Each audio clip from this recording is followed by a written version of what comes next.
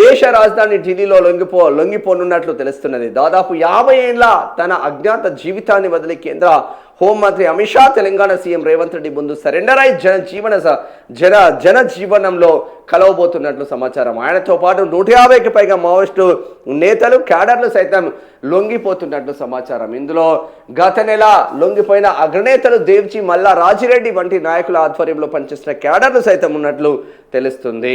Maoist అగ్రనేత గణపతి అటవీ ప్రాంతంలో లేడని, అనారోగ్య కారణాలతో బయటే ఉంటున్నాడని చెబుతున్నారు. ఆయన అడవిలో లేడని, పట్టణ ప్రాంతంలోనే ఉన్నట్టు తెలిసిందని ఇటీవల తెలంగాణ డీజీపీ శివధర్ రెడ్డి వెల్లడించిన విషయం తెలిసిందే. తాజాగా ఆయన అనారోగ్య వృద్ధాప్య కారణాలతో లొంగుబాటు పట్టినట్లు సమాచారం. ఆయన స్వగ్రామం బీర్పూర్ వాసులు సైతం ఈ వార్తను ధృవీకరించారు. హైదరాబాద్లో ఉన్న తమ బంధువుల ద్వారా ఈ సమాచారం తెలిసిందని చెప్పారు.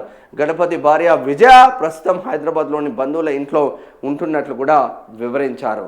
అమిత్ షా రేవంత్ రెడ్డి సమక్షంలో ఢిల్లీలో నేడు మెగా సరెండర్ మేళా జరగనుంది. ఈ కార్యక్రమానికి కేంద్ర హోంమంత్రి అమిత్ షా, తెలంగాణ సీఎం రేవంత్ రెడ్డి, మరికొందరు ఉన్నతాధికారులు హాజరవ్వనున్నారు.